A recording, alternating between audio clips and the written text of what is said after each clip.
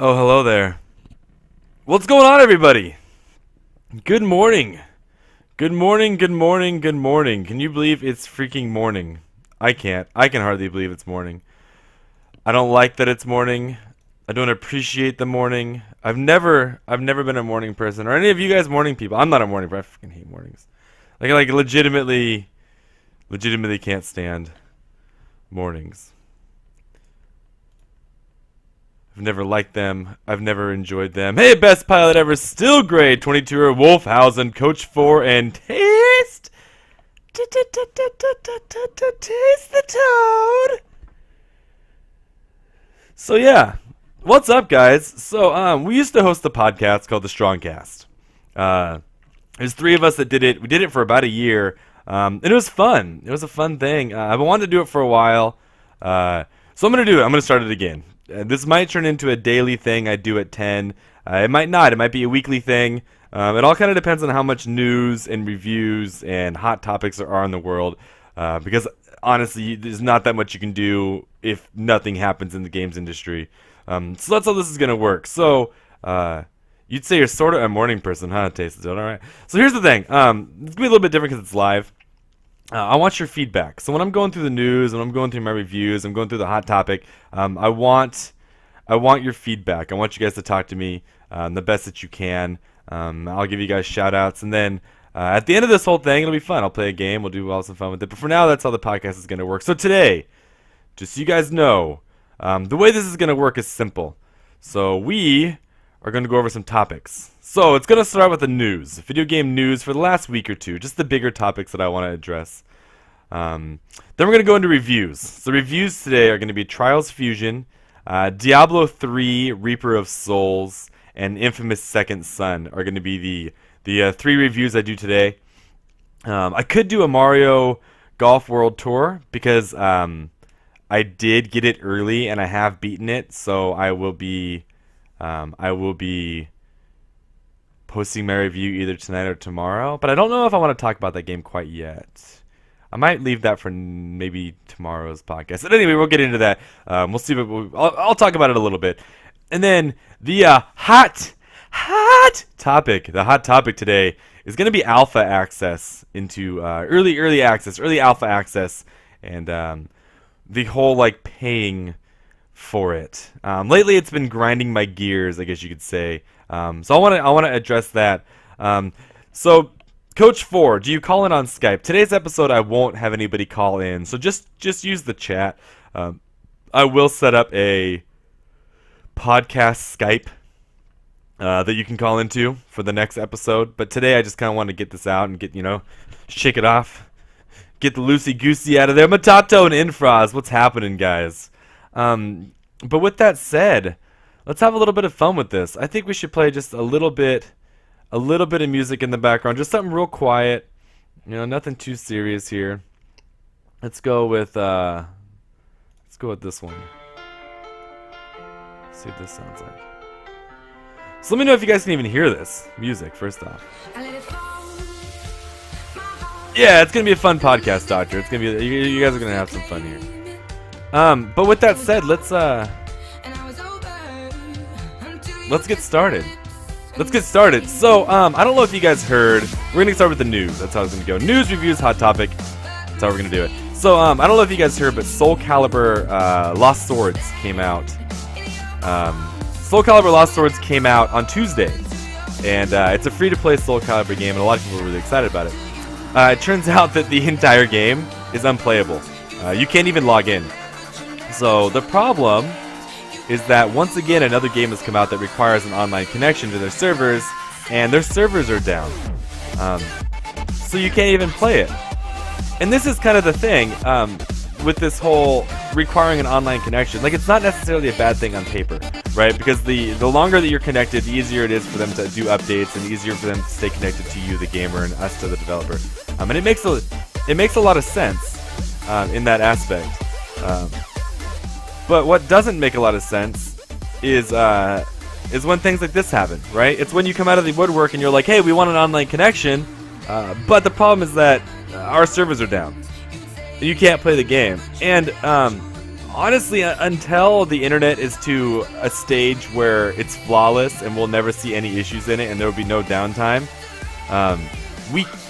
we as gamers can't be happy with online only or online always connections, and it's for reasons like this.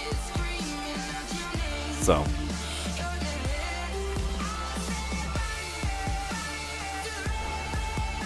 trying to see if this music is okay. It got turned down quite a bit. Just tell me if it's quieter. Okay, it's quieter. Okay. Okay, cool. You guys are here. There.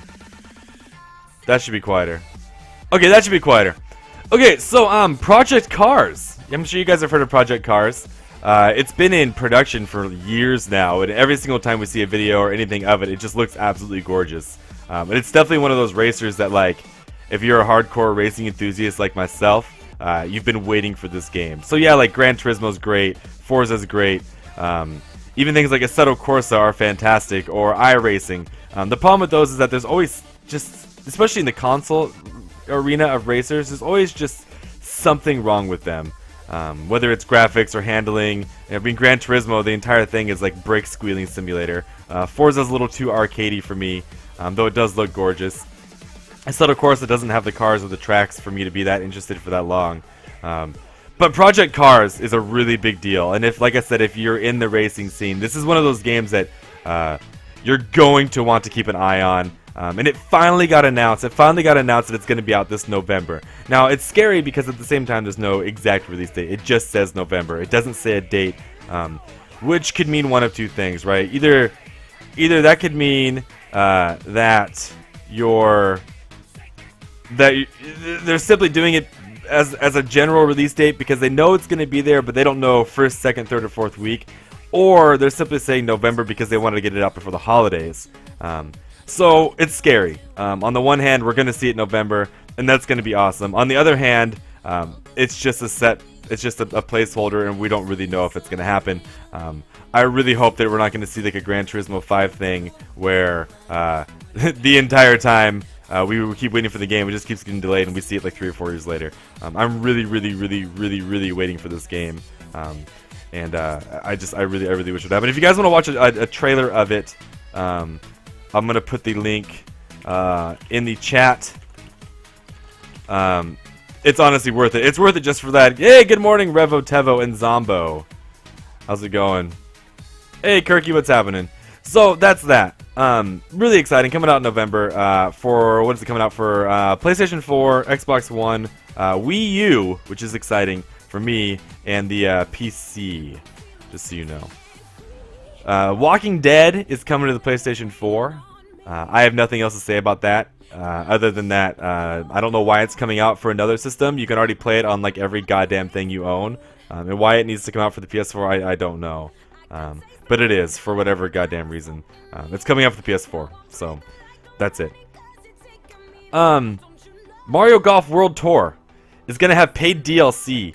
So this is, I think, and I could be wrong, and somebody correct me if I'm wrong on this, but I think this might be the first time that Nintendo's really gotten into this whole like paid DLC out of the box thing.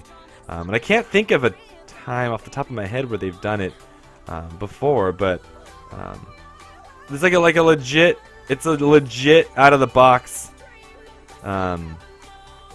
paid DLC. So as you guys know, Mario Golf World Tour is going to, it's hard to explain. So with every golf game, hey Lemon, what's happening? I think it's the first time. Yeah, thank you, Ian. I appreciate that. Like any other golf game, it's going to come with a certain amount of courses, and then the way it works is for, I believe it's $5 each. you'll be able to buy more courses, and each course or each little DLC you buy is also going to have its own character. So like one of them has the chick from Super Mario Sunshine in it that you can buy and play. Stuff of that nature. I mean, it doesn't seem like a bad thing, like, at all. I think they're going to do it well, so I'm not necessarily worried about it. It's just, it's the first time Nintendo's done it, and I feel like it needs to be addressed a little bit. So yeah, so there's going to be, I believe, 3 of them. So yeah, that's what it is. So there's going to be the Mushroom Pack, which is the first one. And that comes with Toadette. So she's the pink toad. 18 more holes to play in Toadette. Then there's the Flower Pack, which comes with Nabbit. And then the last one, released in June, is called the Star Pack. And the Star Pack is going to come with Rosalina. Rosalina is the one from Super Mario Sunshine. But that doesn't matter. I mean, like Toad just mentioned in the chat, it's releasing for $29.99, and then each thing's $5. So it's nice because even for $29.99, you get 10 courses, 126 holes, 16 characters. So I mean, there's plenty of content to play with. But then yeah, for $5 more, exactly. Yeah, exactly what you're talking about, Toad. So it's, yeah, I think it's a great deal. It's just an interesting thing that they're going into that realm of paid DLCs. So. And then last but not least in news is the Naughty Dog. Naughty Dog, one of the Naughty Dog artists left. The Last of Us artist. His name is Nate Wells. He's going to Giant Sparrow, and Giant Sparrow is known for The Last Swan. But yeah, another Naughty Dog artist left. Another part of the Naughty Dog team left, which is kind of interesting. Super Mario Galaxy, my fault. Thank you for that, Sonic Speed. I appreciate that, man. Super Mario Sunshine, or Super Mario Galaxy, not Sunshine. That's what I meant to say, was Galaxy. But thank you for that. Naughty Dog director Amy Hennig left, and it's interesting that these people are leaving Naughty Dog. I'm not really sure why you would want to leave Naughty Dog, especially considering they're on the heels of The Last of Us, which is debatably one of the best games ever made. But that's happening. So Nate Wells is gone. So I'm interested to see like what he does over at Giant Sparrow. I'm also interested to see what Naughty Dog does with replacing him, because I mean, he's the artist behind The Last of Us, and a big part of The Last of Us was how the game looked and how the art in the game was portrayed. So interesting thing there. But with that said, we're gonna get into the reviews. Reviews. Drop the review. Hi. Ba ba ba ba ba. I don't know. Trials Fusion. Trials Fusion is the first review. And I actually posted my review on the website today. So if you guys want to look at it, I'll put it in the chat here for you. What's up, Julio and DVD? So plain and simple, guys, Trials Fusion is an absolute blast. It's hard to talk more about it other than that. It's frustrating. It's aggravating. It's angering. It will make even the most calm of all people rage at this game. But the beauty of Trials Fusion is that it's not that the game is bad and that's what's making you rage. What's making you rage is that you know you can do it. It just might take you 500 or 600 or 700 tries, and that's what I love about Trials Fusion, or really the Trials games in general, is that they're difficult but they're accessible, and I really enjoy that with them. They're a lot like the Dark Souls games, where the only reason you died in Dark Souls is just because you might not know exactly what to do with the first time you hit that marker, but B, it's usually your own fault. And I really like Trials Fusion for that. I really do like that. Not to mention it's infinite. Yeah. You race against your friends in Fusion. Absolutely. There's live ghost replays, and then there's local multiplayer now. The online multiplayer is being released here in a few weeks, from what I understand. It's not quite ready yet, but yeah, there is couch co-op right now, and it's a lot of fun. Hey, ePlay, what's happening, man? Yeah, it's a lot of fun, and with the course creator, the game's essentially endless. Like, you're never going to not find a new track, because people make tracks and you can download and upload and share right away. And it's like an instant thing. Like, you can download a track and play it within 20 seconds. It's actually really pretty remarkable. But I gave it a 90 out of 100. And the only complaint that I have is that the ragdoll physics when you're doing the stunt modes is really, really hindering. The problem with it is that your character is super ragdoll. If you ever played Trials, you know what I'm talking about. The guy just flops all over the place, and that's what kind of adds to the excitement of the game. The problem with those physics when you're doing a trick is that your guy will get caught in his bike a lot. So you'll be doing a Superman, and like his left leg will get caught on the seat, so it won't register the trick. Or you'll be doing a coffin, and like instead of pulling the coffin all the way back, like his right arm will fall, and it won't count the trick. Or it's just the way it's set up. You can tell it's the first time they've tried to do it. So I'm sure that they're going to be tweaking it, and I really hope that it shows itself in the next entry. I don't want it to go away. I just want it to get fixed, because it really is. It's a very welcome addition to the game, but it is bad enough that it deserved to get docked at least a point. It's really, really, really bad. And I don't care what you guys say, because I know some of you in the chat are going to be like, well, you just don't know how to do it, and like it's all about like angling your bike and then like putting the stick back, and like you just gonna. Nah, it's not it at all. It just needs to be fixed, plain and simple. It has nothing to do with me not being able to do it, and everything to do with the fact that it just seems a little bit rushed. Like they don't really know what they were doing with it. I think it'll get fixed, but it's definitely got its issues. But 90 out of 100, which for me is a pretty high score. I don't tend to give very high scores to games. So, next up is Diablo Reaper of Souls, and I'm sure you guys know how I feel about this. If any of you are, I see most of you are regulars in the chat today. You'll know exactly what this is. It's I love it. I love everything about it. I don't see anything wrong with it. I've never seen anything wrong with it. Again, we're seeing another entry into a game franchise that's endless. Yeah, you just suck at the game. Exactly, Sonic Speed. Another entry into a game that's endless. So the way that Diablo 3 Reaper of Souls is set up is it did add another act. It added Act 5. It also added the Crusader class. And Act 5 is like any other act. You go through, beat the final boss, and move on from there. Good morning, Soft Stuff. Hey, Sepher, what's happening? Welcome to the Strongcast podcast, my friends, what you're seeing today. And the beauty of Reaper of Souls is that it opened up bounties, and it opened up rifts. Good morning, Beaner. And what's great about bounties and rifts is that they are endless. Every single time you go into a rift, it's different.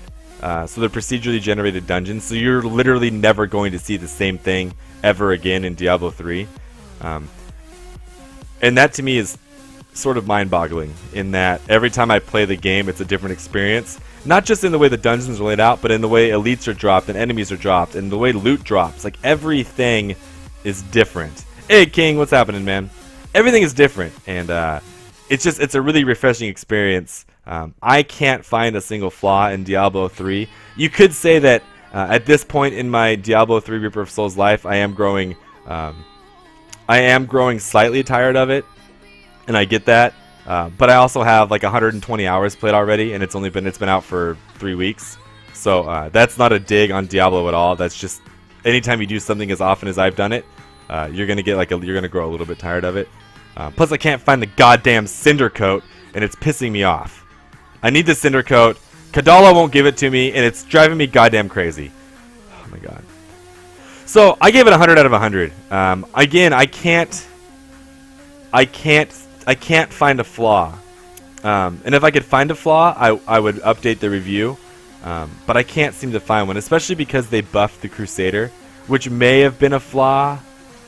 Because when the Crusader class did come out at first, it was fairly underpowered, but it's not anymore. And I'm failing to see where they've done anything wrong. Okay, Lemon. Have a good rest of your day, buddy. Thanks for stopping by. 100 out of 100 on the Diablo 3. And in case you want to read the review, there is the link for you right there. So. And then the last review I'm doing today is Infamous Second Son. And again, if you guys are regulars in the chat, then you'll know exactly where I'm going with this. I didn't like it. I didn't like it at all. I thought the story was lacking the story was lacking. It's boring. It feels lifeless. Like, yeah, despite the fact that the game is gorgeous, it's still boring. It doesn't matter how gorgeous the girl is you're dating. If she is the most boring person in the world, then you don't want to play with her any longer. It's how Infamous is. It's just it's just boring. It feels exactly like the last two, and I was hoping for more of a change than a simple graphic upgrade. If I give 100 out of 100, does it mean yes? Absolutely, Coach. Yeah, I put Diablo 3 as one of my absolutely, at least in this generation, one of my top 10 games. It's incredible. The movement in Infamous Second Son is weak. You still find yourself overshooting gaps and undershooting gaps, and the climbing is clunky and ill-made and ill-developed. It's just it's tough. The game it's not good. It's really not good. And I was really hoping for more, especially with the upgraded platform to the PlayStation 4. But I don't know why I keep expecting things from Sucker Punch. I'm unsure why. I keep thinking. I don't know why I thought that the third game in a franchise that I typically don't enjoy would make me enjoy it. Like, you'd think after a while I would learn my lesson and just stop trying. I still gave the game a 70 out of 100 because despite like my issues with it, it's still a good game, but just not enough was changed. It's definitely a playable game, so it's not going to be less than 50. It's definitely better than a lot of games out there, but it's definitely not one of my favorites at all. I mean, try it out, I guess, if you want to, but that's how that works. 70 out of 100 for that, and then here's the link for that as well. And then last but not least, guys, and this is where I would like your chat involvement. I would like your chat involvement with the hot topic. So the hot topic of the day is a pretty simple one. It's going to be early alpha access into mainly Steam games at this point. Them costing money, and then us never really seeing a finished game. And whether or not... So what I want to know first off, from you guys... What I want to know first off from you guys is, do you think that early alpha access is something that we as an industry should continue to do? Or do you think it should kind of go away and we should go back to the old days where you release a game when it's done, and then we buy it? I'd like to kind of know where that is. I'll tell you where I'm at with it. I'd like to go somewhere in between. So for me, I don't mind paying into a game early, especially if it helps with development costs. But when I pay into a game early, I want to know a very strict timeline into what I'm paying into. So let's say I buy a game in January and they say it's an alpha access. This month we're doing this and this and this. February we're doing this and this and this. By July we're going to be doing this and this and this. We're going to be into beta by October. We're going to be February of next year. We're going to have this and this and this and this and this. And then we're planning release by November of 2015. Hey Emily, what's happening? Hey Joey, how are you doing? I do think Rust has been successful. That's a good call. Still Gray says, I think it's really disappointing and unfair for players to purchase an unfinished game, especially when they take forever to update it. I'm okay with it if they keep updates on the regular, but otherwise it feels like they're scamming customers. Yeah, I agree. I agree with that, Ian. And I think that, I hate to say this, but I think that maybe what we're seeing with DayZ is they made a lot of money really quickly off a game that wasn't done. And what's the rush to finish it when people are still buying it constantly? PlanetSide 2 does it right. It's an unfinished game, but we know what's coming. Yep, that's true. Living King says it should be a closed beta. Hey, Falcon! What's up, buddy? Infra says alpha access games shouldn't be in the main game titles. It should be more hidden away so less people get disappointed. Yeah, I think that's a good call.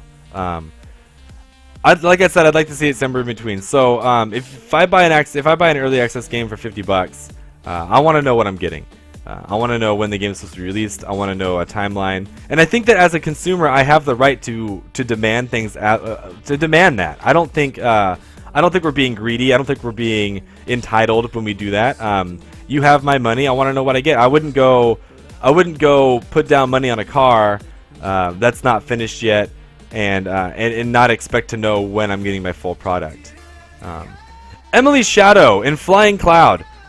We're talking about alpha access in games and whether or not you guys think it's okay to pay for an early alpha title. Tasted Toad says the problem with saying that early access is a bad thing is we still getting AAA title games that aren't finished. Yeah, no, and you're right, Toad. Especially with Battlefield 4. I think Battlefield 4 is a shining example of games being released that aren't finished. Or even Soul Calibur Lost Sword just came out, and that game's free, luckily, but that game's not even done. And we see it constantly. We see it. I mean, look at Grand Theft Auto 5. Still feels like it's not done. And publishers at this point, I feel like with this always connected online world we're living in now, they can release a game like that, knowing that all they need to do is publish is to unleash a patch to fix what's broken, and they can kind of get away with it. And I think it's bullshit. Coach 4, could Steam really watch this? And if a company does too many times on selling alpha and not finished, could they be banned? I don't know, Coach. I don't know. That's a good question. Yeah, could a company be kicked off of Steam because of malpractice, because of bad practice like that? Yeah, I mean, I would imagine they could. I mean, to be fair, DayZ is updating itself, and it had a huge update either yesterday or the day before that did fix a lot of issues. So they are updating it, but with the amount of money that they've gotten with this game, I feel like it should have been done sooner than it is. I don't know. Half my games are early access, so I'm okay with it. Fair enough, Emily. Fair enough. Mo for show. I feel like all games should do beta testing first. Well, the alpha is so alpha is obviously before the beta, but I feel like I just think it's the whole buying into the alpha thing. Like, I don't understand. Like, do these companies need the money? Is that why they're doing it? Maybe a little more transparency. Maybe that's what I'm asking for. At the end of all of this, if you peel away all the layers of this hot topic and kind of what I'm trying to figure out, even what I'm trying to think right now, maybe what I just want some transparency. I want to know, like, why are you asking for money this early? What do you plan on doing with it? And like, what product am I going to get at the end of all this? I suppose that is when I really boil it down, that is what I'm asking for. I'm just asking for a little more transparency, because you already have my money. At this point, I'm sort of like an investor, and I feel like I should know what's happening. War Z, they're never gonna ban a company if those fuckers are still allowed to put their crap up. Yeah, that's true. Major Falcon, at least with a good sub-based MMO, there should be regular big updates like Final Fantasy XIV. Yes, thank you, Falcon. Yeah, I mean, MMOs will do a wonderful job. Guild Wars 2 had like a monthly schedule of things that were gonna release. Rift did the same thing. Final Fantasy XIV is doing the same thing. So yeah, that's what I'm asking for. I'm asking for a schedule. I'm asking for some transparency. I want to know what, like, for me, DayZ's sitting there, and I keep bringing up DayZ because it's kind of the glowing example of what's happening right now with these early access games, or even Next Car Game is kind of doing that for me right now. I don't feel like I know what I'm getting.